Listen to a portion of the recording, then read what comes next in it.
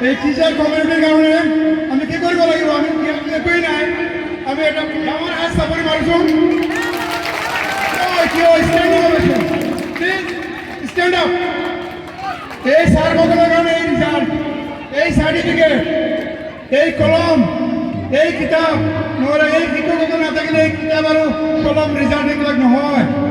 it is impossible গতিকে আমরা চাকরি করাছেন আমার স্যার সকলে দিনে রাতি পরিশ্রম করে ছাত্রছাত্রী সকলের কারণে আজ এই রেজাল্ট